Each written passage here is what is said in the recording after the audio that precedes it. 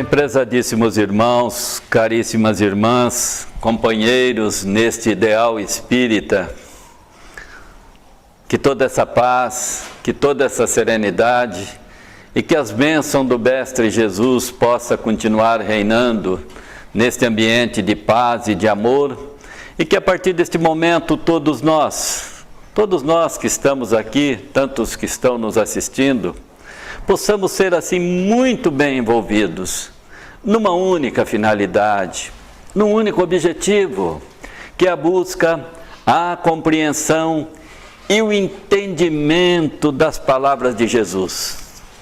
Agora, se possível, tudo aqui na doutrina espírita, que é hoje um tipo de doutrina que já nos permite um melhor entendimento em termos de conhecimento. E tenho certeza também que de pouquinho em pouquinho vai começando a despertar dentro de mim, dentro de você, dentro de todos nós, um desejo imenso de fazermos alguma coisa pelo nosso próximo. Agora, quando nós fazemos esse comentário de que podemos fazer uma tentativa de fazer alguma coisa pelo nosso próximo, nós temos que lembrar que muitas vezes tem alguém extremamente necessitado, precisando de um pouquinho mais de amor, de paz, de compreensão e de afeto, e pode ser um dos nossos familiares. E esse é o que está muito mais próximo de nós. Muitas vezes nós temos que começar por eles. Olha, Chico Xavier dizia que é dever, é obrigação principal de toda entidade religiosa levar a seus frequentadores o Evangelho do Cristo, de uma forma bem simples possível, de uma forma fácil, com palavras de fácil assimilação.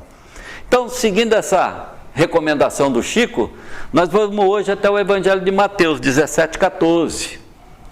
Muito bem interpretado por Allan Kardec no capítulo 19 do Evangelho segundo o Espiritismo. Um assunto é um assunto que, na atual conjuntura que nós estamos vivendo, eu confesso para vocês que eu sou o primeiro necessitado. Então nós vamos fazer uma palestra tipo aula, sabe? E quando a palestra é mais ou menos assim, tipo aula, nós temos mais condições de entender, compreender. E numa palestra, quando absorvemos muito, talvez 5% de todo o conteúdo, mas tipo aula nós podemos absorver um pouquinho mais, isso é bom para todos. Então, vamos lá então. O Evangelho de Mateus 17,14 diz assim: a fé do tamanho de um grão de mostarda pode até remover uma montanha de lugar. A fé do tamanho de um grão de mostarda pode remover uma montanha de lugar. Veja bem, hein? Naqueles tempos, Jesus falava no antigo aramaico, era um sentido muito figurativo. Imagine vocês, naqueles tempos, lá na região da Galileia, eram várias etnias, pessoas de localidades diferentes, cada um falava um idioma.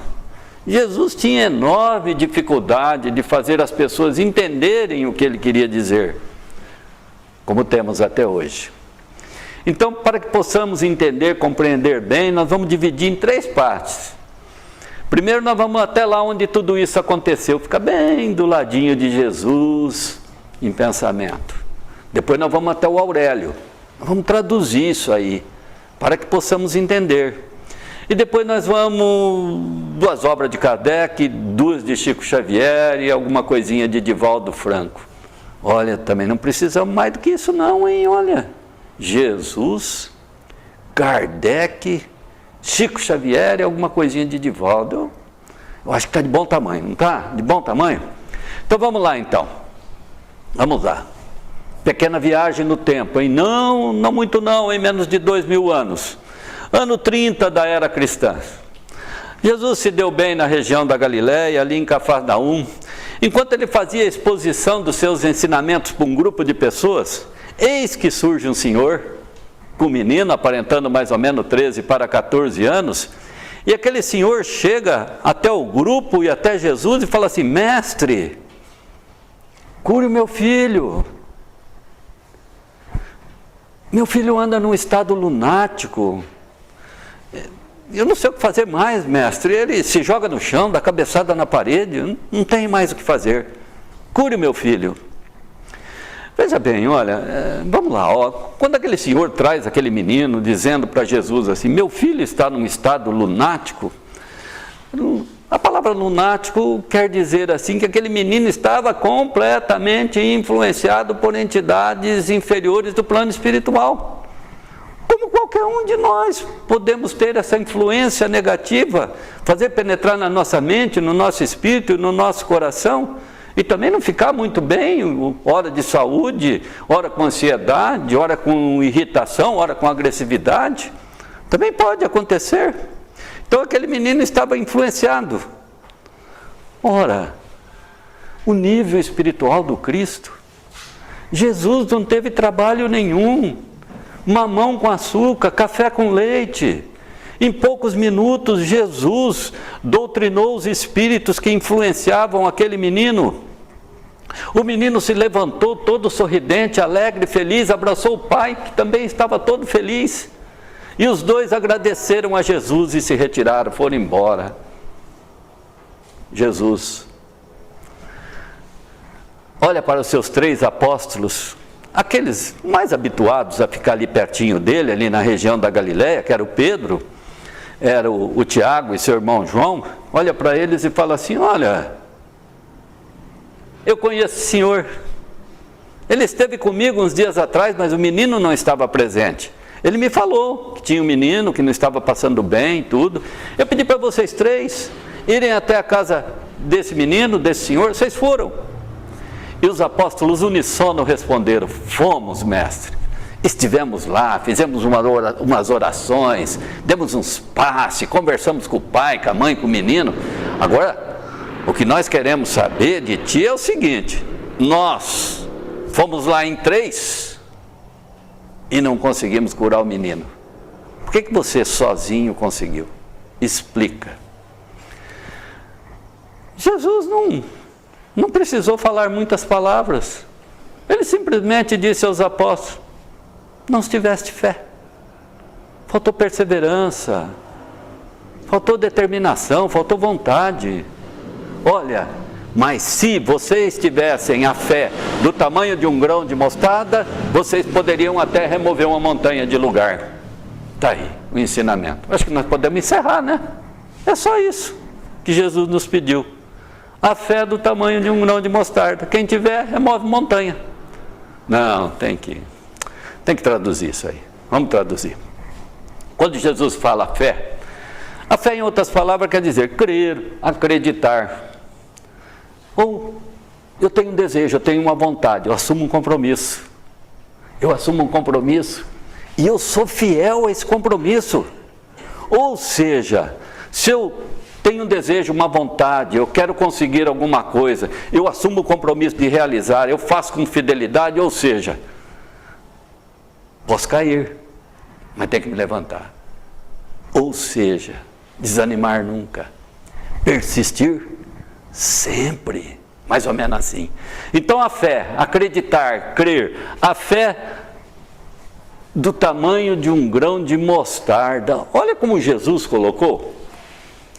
Bom, vocês sabem o que é mostarda. Se vocês forem comer um cachorro quente aí na esquina, ele vai falar assim, você quer ketchup, mostarda ou maionese? Mostarda é aquilo lá mesmo, aquele condimento amarelo.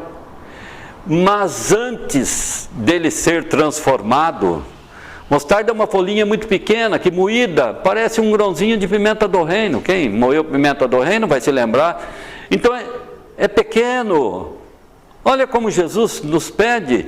Se vocês tivessem a fé do tamanho de um grão de mostarda, Jesus não está pedindo muito. Jesus sabia da nossa dificuldade de vivenciar, de praticar os seus ensinamentos. Jesus sabia. Tanto é que no Evangelho de Mateus ele disse, vocês sabem tudo isso que eu falei para vocês, e se vocês colocarem em prática, vocês serão felizes. Mas o grande problema nosso é que nós, até que sabemos como temos que fazer, mas não fazemos. Então Jesus não pediu muito, pediu pouco. Porque veja bem, Jesus não poderia ter dito assim, se vocês tivessem a fé do tamanho de um elefante, Se você tivesse a fé do tamanho de um dinossauro, ele poderia ter dito isso. Mas ele pediu pouca, não muita. Então não pediu muito para nós, não. Sabia que teríamos dificuldade. E aí ele disse, se você tiver, você remove montanha. Mas espera aí então, o estudo mais aprofundado do Evangelho nos leva por outro caminho, hein? Porque senão eu vou começar a entender assim, então com um pouquinho de fé, eu vou para São Paulo, ali em São Carlos tem uma serra. Ou seja, lá em São Paulo tem a Serra do Mar que divide a capital com o litoral. Então eu com um pouquinho de fé que eu tenho, eu vou lá e empurro a montanha de lugar? A colocação no Evangelho de Mateus é assim, você remove a montanha, você empurra a montanha. Não, vamos traduzir. Quando Jesus diz assim, com um pouquinho de fé, você remove uma montanha de lugar, a palavra montanha quer dizer dificuldades, problemas, adversidades. Agora Kardec bate forte aqui no Evangelho segundo o Espiritismo, hein? Ele bate forte aqui quando ele fala que nós queremos, mas não usamos da boa vontade. Nós queremos conseguir, nós temos o sonho, mas nós não temos a boa vontade, nós usamos muito da má vontade, ou seja, queremos que o retorno seja completamente gratuito, sabe? De forma sem despendermos um pouco de esforço. Então, com um pouquinho de fé, nós podemos remover uma montanha de lugar, ou seja, começar a trabalhar os nossos problemas, as nossas dificuldades, os nossos obstáculos. E não tem como fugir. Na atual conjuntura que nós estamos vivendo, talvez é difícil você buscar uma pessoa que não tenha um determinado tipo de problema, uma dificuldade, um obstáculo que não esteja convivendo ou vivendo ultimamente.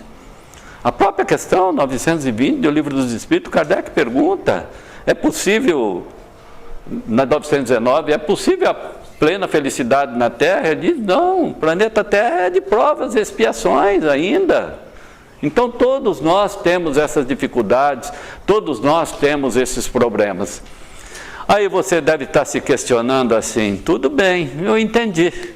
Um pouquinho de fé, eu consigo trabalhar as minhas dificuldades, os meus problemas. Mas como que eu consigo isso, hein? O que faz? Fé vende no supermercado? Tem garrafinha de fé. Na farmácia? Tem lá a água da fé? Não tem para vender. Nós temos que desenvolver. Kardec aqui no capítulo 19, ele é muito claro quando ele diz que a fé se divide em 3 partes, hein? Olha, vamos lá, vamos entender, ó. Primeiro ele diz aqui que a fé pode ser inata, sabe? O indivíduo já nasce com ela, mas são muito poucos que têm isso, são muito poucos. O outro que o Kardec diz aqui é uma fé que nós temos que abandonar, deixar completamente de lado, sabe? Que é uma fé que a pessoa acredita em tudo aquilo que ela vê, não pode também nisso daí.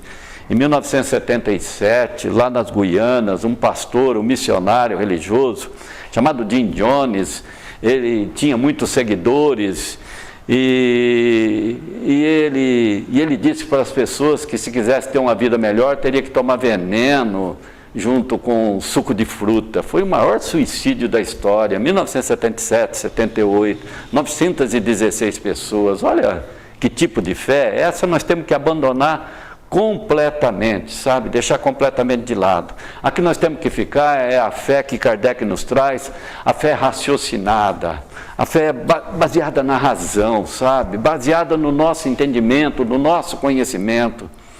Por isso que hoje, olha que bênção divina. Hoje, todos nós, quando deixamos as nossas casas, deixamos nossos familiares, deixamos o entretenimento da televisão, se é que tem entretenimento na televisão, e nos dirigimos até esta casa de paz, de amor e de oração, nós não podemos negar, todos nós estamos hoje aqui em busca de uma conexão com Deus, de uma ligação com Jesus, de uma ligação com os espíritos amigos, benfeitores espirituais. Então, é uma bênção divina o que nós estamos fazendo aqui, porque nós estamos buscando buscando fortalecer um pouquinho mais o nosso espírito. E isso pode nos dar um raciocínio melhor para que possamos ter um pouquinho mais de fé, através do conhecimento. É assim que nós vamos desenvolvendo, porque isso não chega para nós assim, de uma maneira assim, como Kardec coloca, inata. São muito poucos que chegam assim. Para nós tem que ser raciocinada, a fé com base na razão. E é essa que nós vamos falar hoje. Aí você se pergunta assim, mas como que eu busco isso? Como que eu faço para ir trazendo isso para dentro de mim, para mim fortalecer o meu espírito, para mim poder lidar com meus problemas, minhas dificuldades, de uma maneira mais simples assim, que eu possa começar a entender, resolver e ser uma pessoa um pouco mais feliz. Quando resolvemos problemas, somos um pouquinho mais felizes. Quando nós temos um problema, nós temos uma dificuldade, mas nós não temos uma ideia, nós não temos um meio, nós não temos um jeito, um modo de lidar, de tomar uma decisão. Então o problema persiste, o sofrimento também, a dor também. Mas quando nós estamos buscando esse conhecimento aqui, isso penetra um pouquinho mais na nossa mente, no nosso espírito, nos fortalece mais, aí nós temos um problema e surge uma ideia, surge um caminho, surge uma luz, e nós colocamos em prática, talvez não resolvemos 100%, mas às vezes atingimos 70%, 80%. A dor diminui, o sofrimento também, dá mais claridade na nossa existência, e isso que nós estamos buscando, mais paz e felicidade para a nossa vida, nós podemos alcançar o conhecimento. Então vamos lá, para começarmos a entender, para trazermos esse fortalecimento do espírito, trazendo mais fé para dentro de nós temos duas situações: acreditar em Deus e acreditar em nós mesmos. Aí é outra dificuldade. Aí é outra dificuldade nossa. Acreditar em Deus. Qualquer lugar que nós vamos, as pessoas falam assim: vai com Deus, que Deus te proteja, que Deus te ilumine, que Deus te abençoe. Em todos os lugares que as pessoas fazem uso dessa colocação, nós temos um entendimento de que Deus é um velhinho de barba branca, de cabelo branco, de roupa branca, com um cajado na mão, sentadinho lá num canto do universo, observando as pessoas que entram no céu e vai para o inferno. Ou seja, nós ainda temos uma noção de que Deus é um homem, de que Deus é um santo, que Deus é uma pessoa. Nós que trabalhamos com os cursos profissionalizantes, em vários credos religiosos, sem crítica nenhuma, não estamos criticando. Chico Xavier sempre disse que a melhor religião é aquela onde você vai e você se sente bem. Essa é a melhor religião que tem. Mas era muito comum as pessoas, quando se relacionam com Deus, falam alguma coisa de Deus, eles usam o pronome pessoal. Quem é Deus? É muito comum as pessoas dizerem assim: quem é Deus? Ora, a palavra quem é um pronome pessoal. E quando usamos a palavra quem para fazer a pergunta, quem é Deus, a própria resposta nos sugere o nome próprio. O João, o José, o Antônio. Não, então Deus não é um homem, Deus não é uma pessoa, Deus não é um santo. Allan Kardec, com extrema inteligência, mas com muita sabedoria. Olha, o livro dos Espíritos tem o 1018, o 1019, de acordo com a obra. Eu não sei porquê, eu não sou médium, não tenho mediunidade, não converso com os Espíritos, não vejo os Espíritos. Mas por que Kardec escolheu a questão de número 1? No meu humilde entendimento, eu entendi que ele achou que era a mais importante. E na questão 1 do livro dos Espíritos, Kardec usa o pronome relativo, que é Deus. Muda tudo, a linha de entendimento, a linha de compreensão vai por outro caminho. Que é Deus? A pergunta de uma forma inteligente, a resposta veio com sabedoria. Inteligência suprema do universo, causa primeira de todas as coisas, um poder criador, uma força, uma energia. Então, mais ou menos assim, os planetas, os continentes, os mares, as edificações, os animais, as pessoas, Tudo isso é Deus, faz parte. Uma inteligência suprema, uma causa primeira. Se você for ali no litoral paulista, Praia Grande, 22 quilômetros de extensão, tem um tanto de areia. Você vai lá, pega um grãozinho, toda aquela areia é Deus, mas você pega um grãozinho e você fala, esse sou eu. Então nós fazemos parte disso, somos também parte desse poder criador, dessa força. Mas aí você ainda fala, mas como eu posso ver a existência de Deus? Divaldo tem uma palestra que ele cita 10 situações que ele mostra com clareza a presença de Deus. Por questão de tempo, eu vou falar 2. Vou falar 3, tem uma legal. Nessa época do frio, o João de Barro constrói a casinha dele para se defender do vento, do frio. Incrível! Ele faz a casinha dele com a porta voltada para o norte do país. Por que ele faz a casa dele com a porta voltada para o norte do país? Porque vocês nunca ouviram falar que veio uma onda de frio lá de Natal, do Rio Grande do Norte, ou de Fortaleza, do Ceará. Ouviram falar que veio uma onda de frio de lá? Sempre vem aqui do sul do país, ou do leste ou do oeste. Do oeste aqui. Sempre vem de cá. E ele fez lá. Agora, quem falou para o João de Barro que de lá não vem o frio? Eu não sei. Mas é uma prova de uma existência de Deus.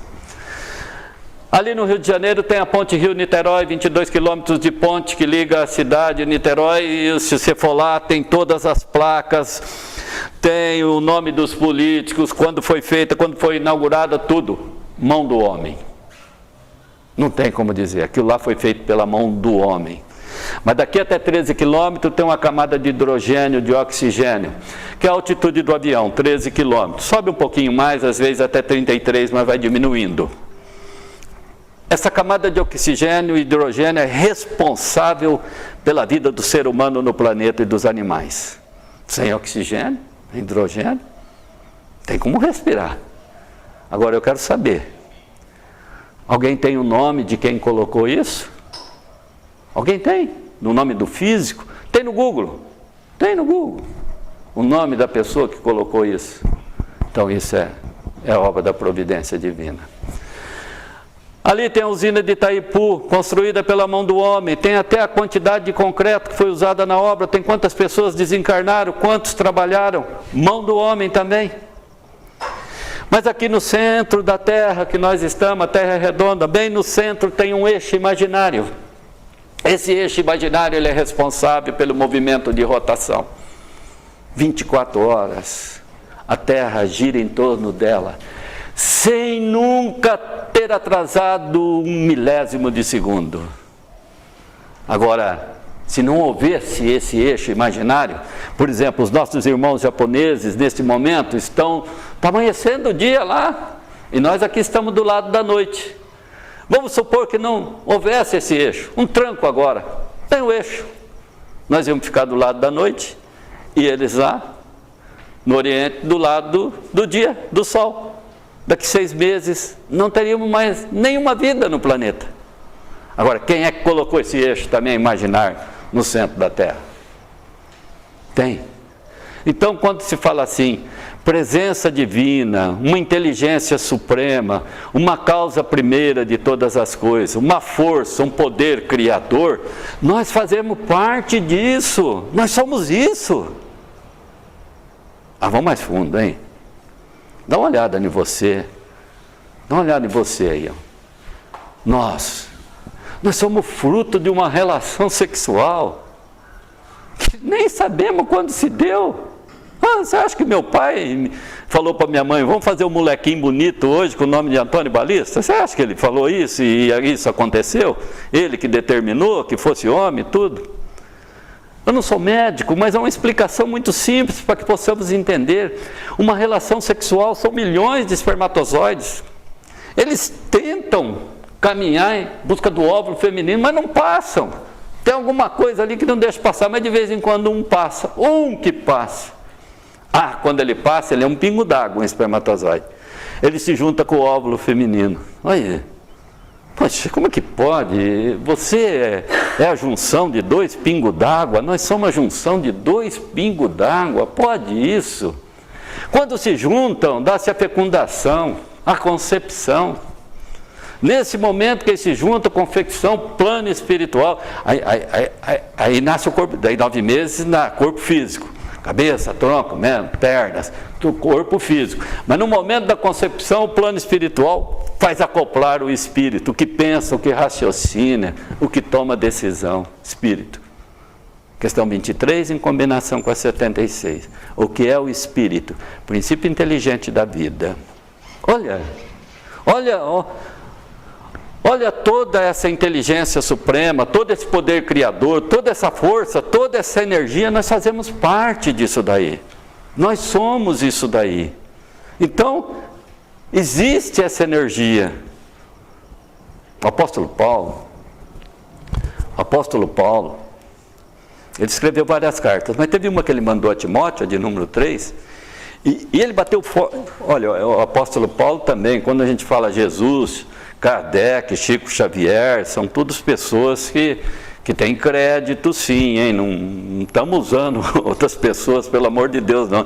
Apóstolo Paulo, só para vocês terem uma ideia, o pai dele era riquíssimo, tecelão, pagou para ele a melhor faculdade que tinha na Grécia, a melhor escola. De lá ele foi para o Sinédrio, tornou-se um perseguidor das ideias do Cristo, e na estrada de Damasco, seu cavalo assusta com uma cobra, empina, ele cai, bate a cabeça e aí ele tem acesso aos pergaminhos, aos ensinamentos do Cristo. Quando ele lê, ele era inteligente, de maior perseguidor das ideias do Cristo, ele se torna o maior divulgador. E na sua carta de número 3 a Timóteo, ele diz assim: não desprezes os dons que há em ti. Olha que ensinamento. Nós muitas vezes não valorizamos o tanto de dons que existe dentro de nós. E o apóstolo Paulo bateu forte: não desprezes os dons que há em ti. Então a primeira situação, nós já temos que, hoje já melhoramos o nosso conhecimento, e nós somos algo divino também, fazemos parte disso daí, dessa inteligência suprema, dessa força, dessa energia. E o segundo, ele diz aqui, acreditar em si mesmo. Aí que está, é outra dificuldade que nós temos. Quando na questão 920, o São Francisco fala assim: olha, você quer melhorar de vida, conhece-te a ti mesmo. Essa é a nossa dificuldade. Nós não paramos, sabe? Nós não temos um tempo para nós, para fazer o que Santo Agostinho nos pediu, que nós dedicássemos agora, antes de chegar em casa, uns 10, 15 minutos, para fazer uma retrospectiva total de todos os momentos que nós vivemos durante o dia, observando os nossos pontos que nós falhamos e nos pontos que nós melhoramos, estamos melhorando, fizemos correto, aonde nós erramos e aonde nós acertamos. Nós não fazemos isso. Nós devíamos parar, penetrar, viajar dentro de nós e observar o quanto de força, de energia que nós trazemos. No livro dos Médiuns, no finalzinho assim, Kardec diz assim: olha, toda cura que nós buscamos para as nossas doenças e tudo aquilo que nós buscamos para melhorar a nossa vida no campo profissional é um processo de autocura. Ou seja, tem que depender 50% também da nossa parte. Nós vamos todo ano desde 1996, lá em Andeara. Em Andeara tem um centro que tem 13 macas, assim, as pessoas ficam deitadas lá e os passistas vão dar passe lá, chamado de um passe de cura. E todo mês de junho, né, a palestra é nossa no mês de junho. Esse não teve por causa do Covid. Mas o ano passado nós estivemos lá. Fizemos palestra, por incrível que pareça, olha, o assunto também é o poder da fé. E quando nós terminamos a palestra, nós estávamos saindo assim, tinha um senhor com um moço, não era um menino não, era um moço, aparentava mais ou menos 40 anos, estava ele e a esposa na porta assim, e quando nós fomos deixando assim o centro, para o corredor, para irmos embora, ele nos parou, ele e ela, a esposa, falou assim: muito obrigado. Eu falei: obrigado por quê? Falou, ah não, o assunto ele encaixou muito bem na nossa situação. Eu falei, mas não precisa agradecer, o problema nós também temos essas dificuldades. Ele falou, não, deixa eu te explicar. Faz 1 ano que nós estamos frequentando esta casa espírita, 1 ano. Nós deixamos a cidade de Rio Preto, e são 78 quilômetros, uma vez por mês nós viemos até aqui. E durante 12 meses nós nunca faltamos. Nós viemos 12 meses. Eu falei, mas por que você está me contando isso? Que ótimo, que bênção. Ele falou, porque hoje o nosso filho, ele se encaminhou até o banheiro e não precisou da nossa ajuda. Ele foi se esforçando, não foi bem, mas já é um degrau de bênção divina. Então tem que haver o esforço, sabe? Tem que haver determinação, nada cai do céu. Nós fazemos trabalho na Igreja Católica também, e o trabalho na Igreja Católica é o de encontro de casais. Antigamente eles chamavam de encontro de casais, porque era 30 casais que se inscreviam no ano. Em 2018, 2019 não teve, nós fizemos, deu 96 casais, já começou a se chamar rebanhão de casais, rebanhão, pela quantidade. Encontro de casais nada mais é casais que se reúnem porque tem dificuldade de relacionamento, ou tem filhos no problema do álcool, da droga, do tóxico, do desvio de sexualidade, ou tem problemas financeiros, enfim, tem problemas, sabe? Então eles se reúnem lá, ficam assistindo palestra, no sábado é palestra, tem o almoço, no sábado à tarde eles se reúnem, ficam conversando, ficam trocando opinião, sabe? Um contando a dificuldade do outro para o outro, e isso é muito bom, sabe? Às vezes nós achamos que nós temos problema na vida. Quando nós ouvimos dos outros, nós muitas vezes falamos, eu não tenho, eu nem vou fazer, sabe? Quando nós ouvimos dos outros, quando nós achamos que o nosso problema é muito complexo, muito difícil, quando ouvimos dos outros, nós percebemos que o nosso é muito insignificante. Então, no domingo, uma senhora, ela pediu para o dirigente, falou assim, posso ocupar a tribuna? Falou, pode. Ela veio aqui e falou, eu preciso dar um depoimento para vocês. Olha, eu sou separada do meu marido, eu moro num apartamento de 36 metros quadrados, é pequeno, mora eu e minha filha de 17 anos. Nós se damos muito bem, nem mãe e filha, nós somos irmãs, nós se damos muito bem. Mas a semana passada ela trouxe o seu namorado em casa e me apresentou ele. E quando o namorado foi embora, ela chegou em mim e falou assim, mamãe, e aí, a senhora gostou do meu namorado? E ela não tinha gostado, e ela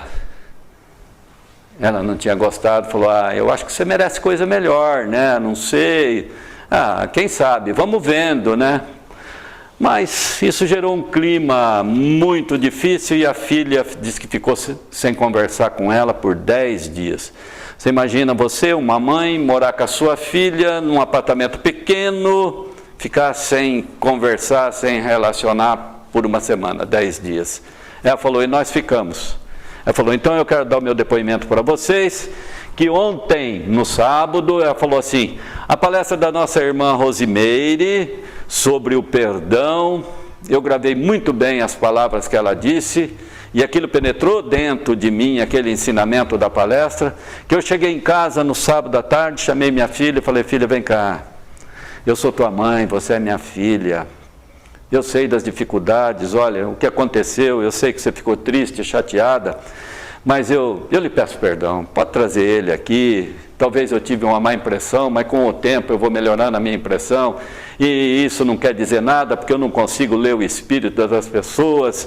Ela falou assim, então, nós reativamos a amizade graças ao conteúdo de parte da palestra que eu gravei no sábado sobre o perdão. Eu cheguei em casa e eu, como mãe, pedi perdão à minha filha. Mas vocês vejam bem, então, dá para ir percebendo assim, nada fica distante do que Kardec coloca aqui. Que tudo aquilo que nós buscamos é um processo de autobusca. Tem que haver a participação nossa também. Nesse caso, houve a participação dela. Naquele caso lá de Nhandeara, houve a participação dos pais também. Aqui em Badibacite, nós, já deve ter feito palestra lá no Francisco de Assis, nós fizemos uma palestra lá, quando terminamos, o rapaz disse assim, olha, eu moro em Rio Preto, eu moro na vicinal que vai para Talhados, e eu trabalho aqui em Badibacite. E eu saio da minha casa todo dia às 7 horas, e isso foi o ano passado, a BR-153 estava em construção, ele falou assim, e todo dia tinha um acidente, eu demorava muito para chegar, e chegava atrasado, chegava irritado, eu lido com pessoas, o meu rendimento foi caindo, eu fui sentindo dificuldade, me questionei o porquê. Aí ele falou assim, eu também assisti uma palestra aqui, em que o palestrante foi muito feliz quando ele disse as palavras do Chico Xavier.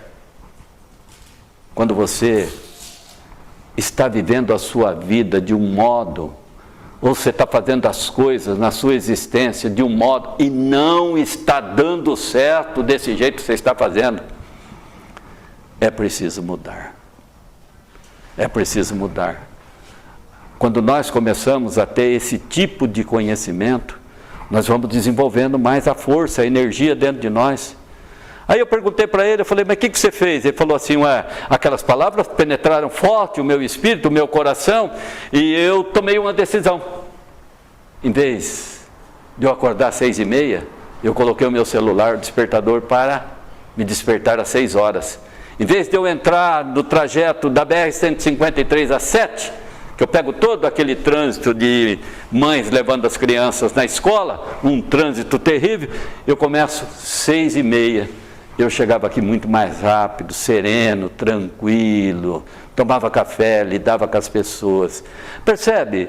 Tudo na vida que nós queremos buscar, nós acreditamos em nós mesmos, quando nós fortalecemos o espírito e trabalhamos com compromisso, com fidelidade naquilo que nós desejamos. Para que possamos entender, vamos no Evangelho do Cristo. Dos 14 milagres que existem no Evangelho, Carlos Rizzini, no livro Evolução para o Terceiro Milênio, ele diz assim, em nenhum dos milagres efetuados pelo Cristo, Jesus transgrediu as leis divinas. Ou seja, ele não curou sem a pessoa merecer. Sem ter algo, sem ter isso que Kardec coloca aqui, 50% do trabalho, do esforço, da dedicação da pessoa que deseja. Olha, muito bem colocado, muito bem colocado. Vamos em 2 só por questão de tempo. Jesus 2 a 3 vezes por ano, ele deixava a região da Galileia, aqui, e vinha até Jerusalém, 130, 140 quilômetros, no passo, hein, caminhando, hein, às vezes fazia 20, 22, 25 quilômetros por dia, hein, caminhando, já pensou? E vinha pelo Rio Jordão, antes de chegar em Jerusalém, mais ou menos 26 quilômetros assim, tem uma cidade chamada Jericó. Jericó é a cidade mais antiga do mundo. Quem veio da Igreja Católica, quem é advindo do catolicismo, deve ter vivido o cerco de Jericó, geralmente uma semana rezando, orando, meditando. Por que isso? Porque Jericó era uma cidade que tinha uma muralha muito forte, muito alta. Por que essa muralha? Para dar segurança. Por que dar segurança? Porque ali viviam as pessoas mais ricas daquela região. Quer dizer, Jericó era uma espécie de um Damaum ou de um Débora Cristina, como se fosse um condomínio de pessoas muito bem, numa situação financeira muito bem elevada. Bem, na cidade de Jericó tinha um cobrador de impostos, chamado Zaqueu. Zaqueu era cobrador de impostos. Se hoje nós pagamos esse imposto IPTU, na época também tinha, eles cobravam impostos, os romanos ainda. Então Zaqueu tinha uma ordem que vinha de Roma para cobrar 50 denários. Denários era o dinheiro daquela época. 50 reais, vamos lá. Mas sabe o que Zaqueu fazia? Cobrava 100. Ele cobrava 100. Então Zaqueu era um bandido, Zaqueu era um safado, Zaqueu era um ladrão. Uma palavra muito usada ultimamente no nosso país. Zaqueu era um corrupto. Corrupto mesmo. As pessoas sabiam. As pessoas sabiam, mas quando ele vinha para cobrar o imposto, ele vinha com 2, 3, 4 soldados de Roma bem armados. Então as pessoas pagavam, porque se não pagasse, acabava morrendo. Então eles pagavam.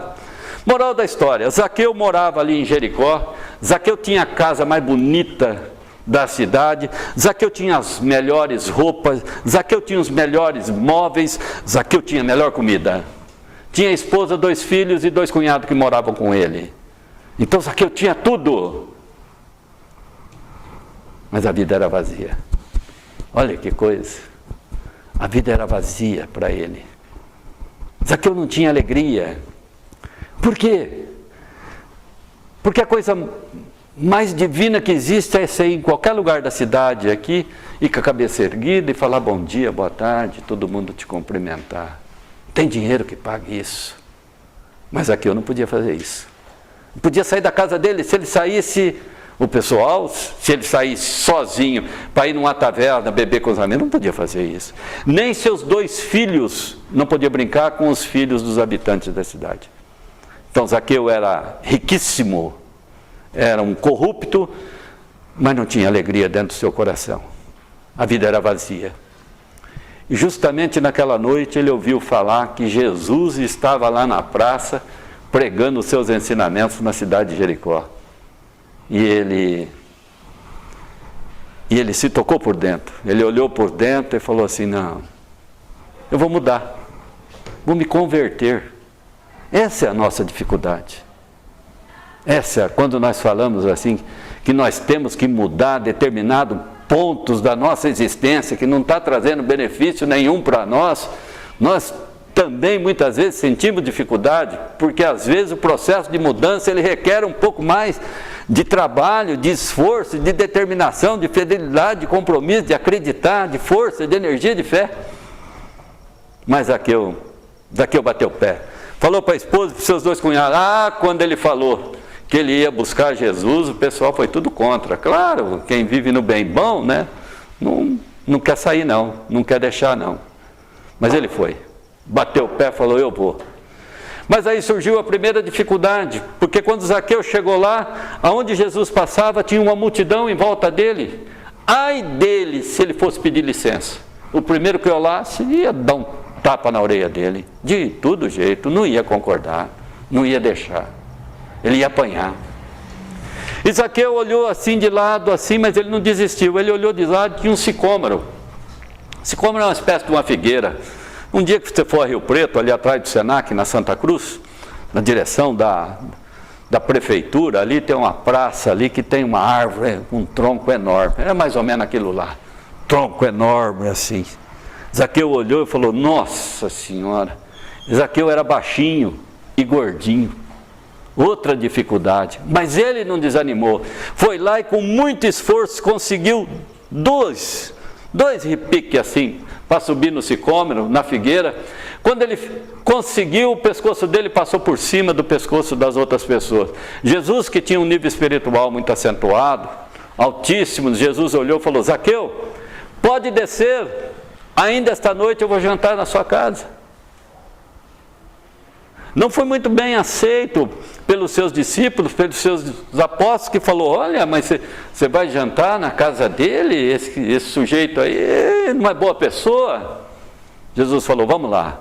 E foi lá, acabou o jantar, Zaqueu falou assim: ainda hoje vou devolver metade dos meus bens a todas essas pessoas que de uma maneira ilícita eu tomei deles. E a outra metade eu vou distribuir em obras de caridade. Olha aí, conversão, mudança, sabe? Determinação, vontade, fidelidade, compromisso. Outra situação, quando no outro dia de manhã, quando Jesus está deixando Jericó, na porta dessa cidade, desse condomínio, tinha um pedidor de esmola, de nome Bartimeu. Bartimeu vivia ali pedindo esmola. Olha bem, hein? Olha bem. Olha bem, era o melhor ponto de trabalho, de pedir esmola que existia naquela época. Se porventura você tem ideia de que as pessoas não contribuem nos movimentos religiosos, talvez não aqui, mas nos outros, As pessoas contribuem sim, viu? Olha, eu trabalho num ramo que eu levo roupa numa lavanderia e a dona da lavanderia, todo mês ela dá R$500 para a Universal do Reino de Deus, porque ela acredita que seu filho deixou o mundo das drogas através da conversão da igreja, dos ensinamentos do pastor. Então ela dá R$500 todo mês. Eu trabalhei numa empresa que um senhor tinha 3 filhos, um que tinha uma dificuldade na perna, a empresa existe até hoje, isso foi em 1987, 1990, indo para São Paulo, ele entristeceu, ficou muito emocionado, porque ele achou que o sujeito que estava namorando a filha dele estava interessado no dinheiro, porque ele era riquíssimo, que não era amor, sabe, porque a filha tinha aquele problema. E ele passou a direção para mim, eu toquei até São Paulo, e como eu não era espírita, nada, eu sou devoto de São Judas Tadeu, falei para ele, por que tu não vai na igreja de São Judas Tadeu todo dia 28? Não é que ele começou a ir, e ele começou a se sentir bem, começou a receber ensinamentos, mesmo lá, outro credo religioso, mas ele se deu bem ali, e até hoje ele doa R$1.000 para a igreja, todo mês também. Então, as pessoas doam. Então, ele tinha o melhor ponto de esmola daquela região, daqueles tempos. E quando Jesus, de manhã, está deixando Jericó, ele era cego, mas não era surdo. Ele ouve o barulho e pergunta, tinha até auxiliar. Falou, o que está acontecendo? E o auxiliar fala, é Jesus. Ele já tinha ouvido falar de Jesus. Sabia. E aí, naquele momento, ele se questionou, ele se perguntou, ele penetrou dentro dele e falou assim, e agora? Eu peço para ele me curar? Porque veja bem, hein? Se ele me curar, se ele me devolver a visão, eu vou ter que trabalhar. O que é melhor, eu enxergar e trabalhar? Ou eu continuar como cego, sem trabalhar, sem fazer nada? Olha o aprofundamento do Evangelho. O que é melhor? Um determinado momento deu um desejo nele de mudar. Pequeno, 30%. E ele gritou, mas gritou baixo, Jesus, filho de Davi, tende piedade de mim. Jesus ouviu. Claro que ouviu, mas continuou andando, porque o nível espiritual do Cristo, ele percebeu serenamente que Bartimeu não falou aquilo do fundo do coração, falou da boca para fora simplesmente, e continuou andando. E Bartimeu perguntou, ele não me ouviu? Falou, acho que não. Aí Bartimeu, noutra situação, falou, e agora, hein? Peço, não peço? Curo, não curo, enxergo? Gritou de novo. Mas também não gritou do fundo do coração. Jesus ouviu, continuou. Aí Bartimeu falou assim, eu vou mudar. Eu quero mudar. Eu quero me converter. Eu vou trabalhar. Aí ele gritou alto. Jesus ouviu, falou, Pedro, traz ele aqui. Trouxe ele frente a frente assim, Jesus questionou ele, falou, que queres de mim? Bartimeu falou assim, ver de novo. Olha, o estudo aprofundado do Evangelho nos dá a entender que Bartimeu não nasceu cego, ficou cego. Será que espiritualmente nós estamos enxergando bem, hein? Eu me questiono, viu? Espiritualmente, nós estamos enxergando bem ou ainda temos dificuldade de enxergar, hein? Será que nós somos Bartimeu ainda, hein? Puxa vida, fico me questionando isso, viu? Eu quero ver de novo. Olha, tem diferença entre ver e enxergar, hein? Ver é o que eu estou vendo, o relógio, estou vendo a parede, e vocês estão vendo aqui, o campo de visão morreu aqui, ó. Ver. Agora enxergar é diferente, hein? Enxergar é ver com os olhos do Espírito. Enxergar é ver com os olhos do coração. É ver por dentro da alma. É ver mais longe. É ver o outro dia, sentir. É penetrar dentro de nós. Então Jesus fala, que queres de mim? Ver de novo. Jesus olha para ele e fala, tudo bem. Você vai ver, mas cuidado, hein? Não peques mais. Olha o que Jesus sempre colocava. Não peques mais. Então nós podemos observar que todas essas situações, tanto aquele de Badi, tanto aquela senhora que pediu perdão para a filha, tanto aquele senhor lá de Andeara, tanto Bartimeu, tanto como Zaqueu, todos eles conseguiram um processo de mudança nas suas vidas para melhor. mas houve trabalho, houve participação, houve persistência, houve determinação, houve fé. E Kardec fecha no Evangelho segundo o Espiritismo, capítulo 19. Do jeito que eu vou falar para vocês, ele escreveu aqui. Se todos nós, Kardec fala assim, ele fecha esse capítulo 19. Se todos nós tivéssemos muito mais consciência e tivéssemos muito mais conhecimento de toda essa energia, de toda essa força que existe dentro de nós. Olha o que ele fala. Se nós tivéssemos consciência, conhecimento de toda essa força, essa energia que existe dentro de nós, e se nós usássemos essa força a nosso favor, a nosso benefício, nós também poderíamos fazer o que aqui, no Evangelho do Cristo, consta como milagres, mas que nada mais é do que fazermos desenvolver toda essa força, essa energia que existe dentro de nós. Desejo a todos que a partir de hoje possamos estar mais com Jesus, olhar mais para Jesus. Quem sabe, hein? Quem sabe amanhã, no amanhecer de um novo dia, todos nós, com um pouquinho mais de esforço, estamos precisando, hein? Nessa parte estamos precisando. Quem sabe amanhã, no amanhecer de um novo dia, todos nós, com um pouquinho mais de esforço, possamos ter aqui bem do nosso ladinho essa presença divina do Mestre Jesus como sendo a nossa principal companhia. Tenho certeza que assim vai ser, assim será, que assim seja.